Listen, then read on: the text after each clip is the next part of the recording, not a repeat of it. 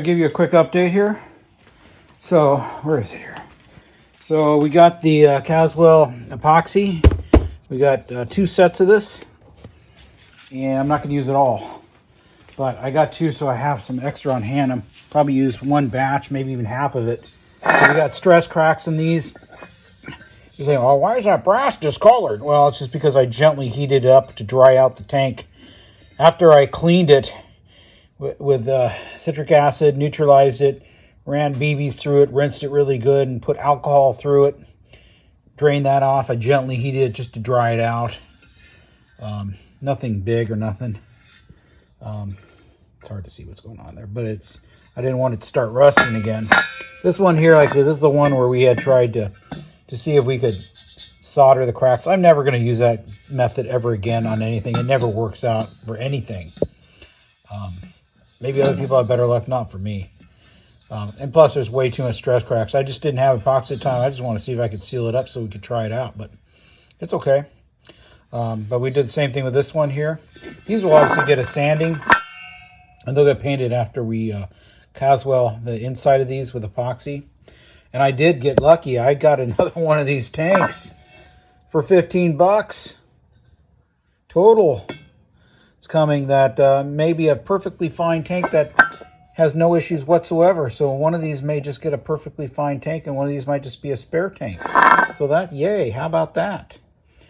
All right, so what else we got going here? So our irons, we got to start working on these 2. We got lots of the where are they? Yeah, I can't think. Roto gas generators. 4 of these guys. So I need 1 outside, 2 for these, and then I got a quick light, 1924 quick light coming. So I'll take 1 brand new one of those. It already has one in there, but I'm going to swap it out for that one, and then check that one out. And we'll have 1 spare. Our 2 AGMs, we have all our parts here. So those are ready to go once we get the tanks epoxied and painted. And then these guys, basically I just need to open them up, clean them up a little bit, make sure everything's good. Generators clean. Tanks are, the font is clean, and they should be fine. This one here, I just using a standard number 21 mantle, doesn't have any problems. I like it. This one I had just try to cut it down a little bit, and I like that one. It's fine. And then this guy, we got the 2 glass quadrants in, put them in. I had to move them around to make them all fit, but they all fit. We got a I got stainless steel funnels. See, I think they're in here. Are they in here? Maybe we'll put those stainless steel funnels. Yeah. So I got stainless steel funnels. I got these on Amazon. They're stainless steel. Gotta make sure everything's okay here. Yeah, our coffee's done. I gotta shut this down. All right, it smells really good. Oh, that coffee smells great. Can't imagine how well this coffee smells right now. I'll move it over. All right, we'll let this whole thing cool down. Let that cool down a little bit. Got this morning's Tim Horton coffee. Oh, that's some good coffee. Oh yeah. This torch, it's really grown on me. And I'll tell you why. Even though it's auto light, but it's not auto shut off. But it is just so easy to work with. Of course it doesn't. Now it's, come on. Don't be like that.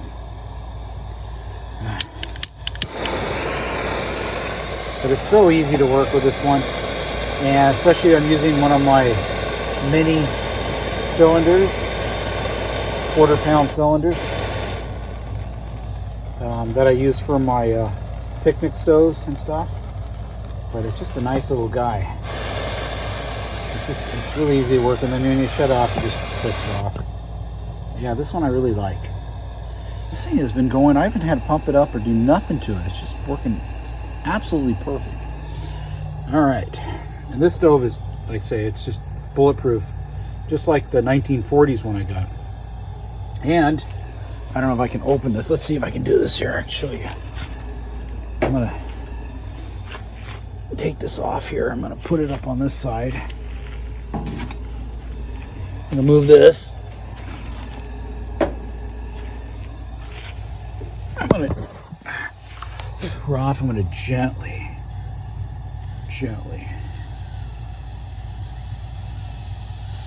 release the pressure on this. That's all fine. Close this up a little bit. And this one here, this is thanks to Steve Winkleman's tip. That's a good man right there. So I got this. Let's see if I can close that here.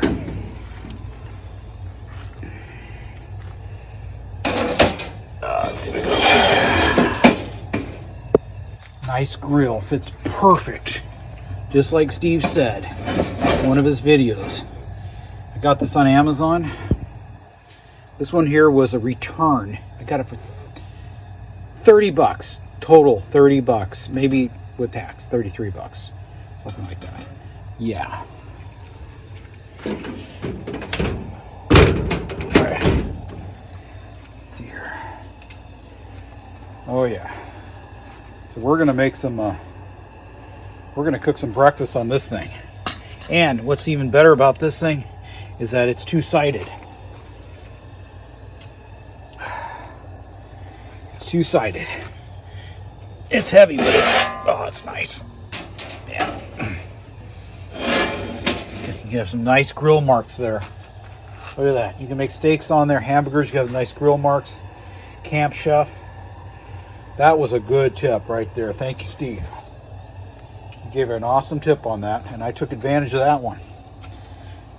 Now this doesn't fit good on my 1940s one because it's a lot longer, but that's okay. I knew it fit this one perfect. So yeah, we're gonna try this baby out. This thing will be great. We're gonna make breakfast for the family. You can put hamburgers right here. We can get some eggs going, maybe some bacon and hash browns, something like that. Make some really good breakfast, at least for sure. Eggs, hash browns, bacon, and on the other side, well, the other side, you can also do some pancakes with this thing too. So I'm excited to use this probably this Saturday. That sounds good. Anyway, I'm going to wrap it up. God bless y'all. We're going to shut this guy down.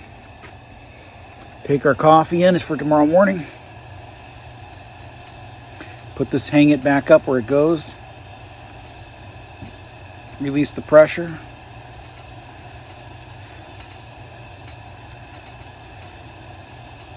Well, that's the other thing. I mentioned this earlier, but oh boy, let's carry this over here.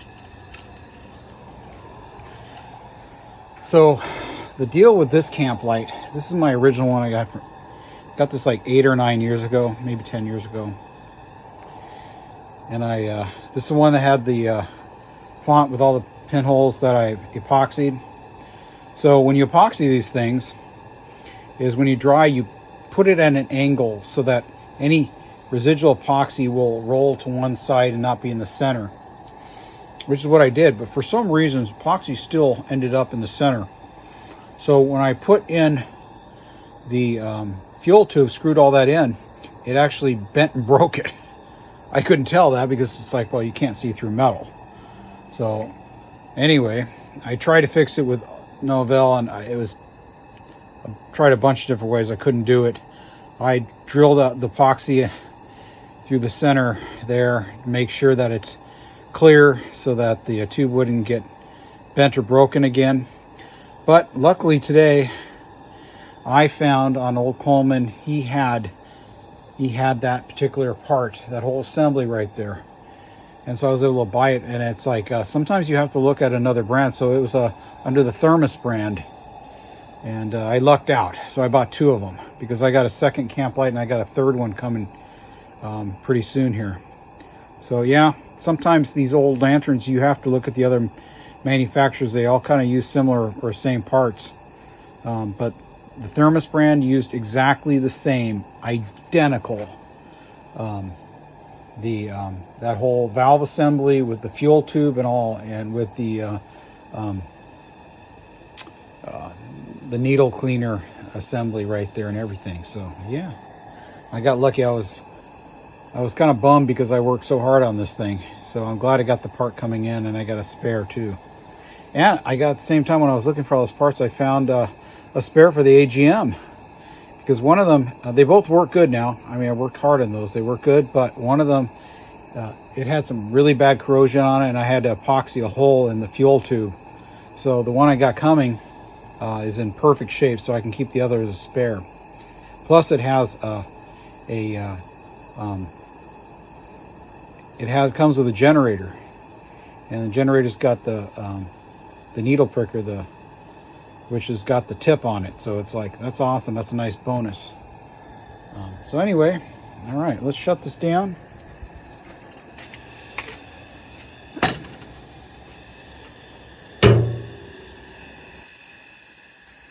Yeah, this one is a 68, and it's exactly as old as me, pretty much. Same thing, same year. Oh, and that's the other thing. I got a quick light, 1924 quick light coming. 100 years old. I was telling my daughter, 100 years old. It's amazing. 100 years old. It's in great shape. And I bought a brand new reproduction mica globe for it from Japan. So I'm excited. The lantern will come pretty soon, but the globe may take a little longer. But it's going to show up, and that's going to look really nice in there. It's an exact reproduction. All right.